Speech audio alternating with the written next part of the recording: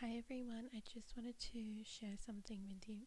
So, I recently read this Bible verse and realized something interesting. So, Galatians chapter 4, verses 1 to 4. Now, I say that the heir, as long as he is a child, does not differ at all from a slave, though he is master of all, but is under guardians and stewards until the time appointed by the Father.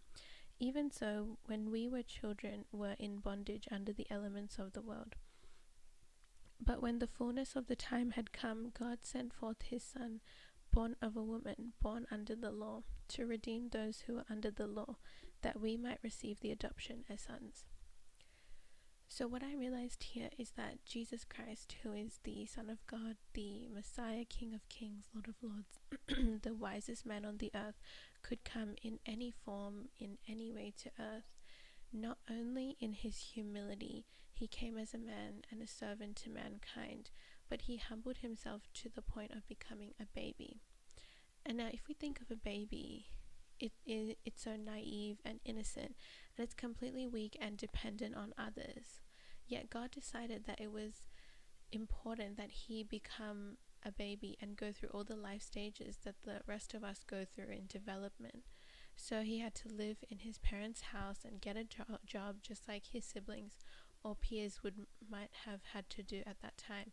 And he had to wait for the appointed time of God, the Father, before he could commence his ministry. For it says here in verse 2, but is under guardians and stewards until the time appointed by the Father. And this is a testament to God's perfect timing, that even his Son Jesus had to wait on his heavenly Father to give him the green light before he was firstly sent forth to be born under the law, right? That's what it says here in verse 4. But when the fullness of the time had come, God sent forth his Son, born of a woman, born under the law. And secondly, he had to wait for him to give him the green light before he commenced his ministry. And we see many examples, even in the gospel accounts, of Jesus saying that his time had not yet come. In John chapter 2 verse 4, I'll just give you an example. And this was at the time when he was turning water into wine at the wedding in Cana. He says his mother Mary was pushing him to do a miracle there, and Jesus said to her, verse 4, "Woman, what does your concern have to do with me? My hour has not yet come." So that's one example of how God has a perfect timing in every situation, and before that timing, we cannot force the situation. But I want to speak to anyone who is in a situation where you are under the guardianship or tight control of others, and you may be thinking that, I'm grown up now, I'm mature, why do I need to go through this, or why do I need to live under someone else's control? I'm, old enough to look after myself, or I can figure it out on my own, or anything like that. And maybe you've tried to leave that situation previously, but you kept being pulled back to it, or you were stuck from leaving. Maybe it's not God's appointed time for you yet to leave. God has an appointed time for everything, and we may think that we are ready to take care of ourselves, or that we're mature enough and should not be under someone else's control. But the fact is, if Jesus, the very Son of God, and as wise as he is, he still needed to live at home with his parents, under their control and guardianship, until he had reached the appointed age that God deemed. So if Jesus had to go through that whole process, then what makes us exempt from it? And our wisdom, our maturity could not even be compared to that of Jesus. So verse 1 here says, "Now I say that as long as he is now I say that the heir, as long as he is a child, does not differ at all from a slave, though he is master of all." So he was the heir, right? He was the king. Yet none of that mattered, because he was still like a slave unto the master, even though it says right here he was the master of all. So he had to humble himself to the point of becoming a slave to the master. And you may think you're wasting your time and your life, maybe. But think about this. Jesus lived for 33 years on earth, yet only 3 of those were in ministry.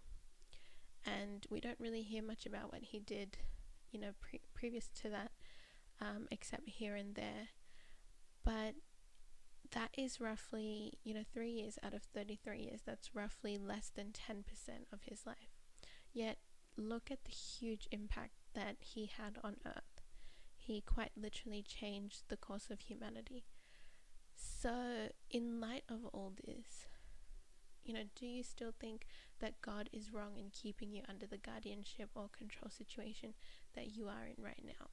Do you still think that you are running out of time? I don't think so. Maybe your appointed time hasn't come yet. You may think you are ready for bigger and better things, but God may still have a reason for why you are in that current place or situation, and He might not reveal that to you until later. For now, it's not for you and I to understand, but it's for us to submit and to obey, just like Jesus did with his parents on earth, as well as with his Father in heaven. And I just wanted to read from Ecclesiastes, chapter 3, verses 1 to 8. To everything there is a season, a time for every purpose under heaven, a time to be born and a time to die, a time to plant and a time to pluck what is planted, a time to kill and a time to heal, a time to break down and a time to build up, a time to weep and a time to laugh, a time to mourn and a time to dance, a time to cast away stones and a time to gather stones, a time to embrace and a time to refrain from embracing, a time to gain and a time to lose, a time to keep and a time to throw away, a time to tear and a time to sow, a time to keep silence and a time to speak, a time to love and a time to hate, a time of war and a time of peace. And I also want to read verse 11 as well. He has made everything beautiful in its time. Also, he has put eternity in their hearts, except that no one can find out the work that God does from beginning to end. So here it says that God has made everything beautiful in its time.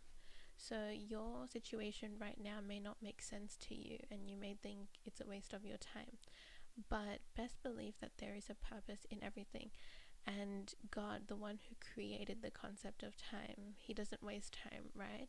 So even in our earthly view, we may think our time is being wasted. But in fact, God is still working in that situation, though you may not realize it. So I really encourage you to trust God in his promises, and that he will not waste your time, but just that you need to obey him, submit to him, and use this time to glorify him. And just oftentimes we need to be humble, just like Jesus was, to think that we may think that we know better, but God has different plans for us, and he knows far better than all of us. So there is a time for everything, and your appointed time may not be here yet, but it will definitely come. So thank you. Stay blessed.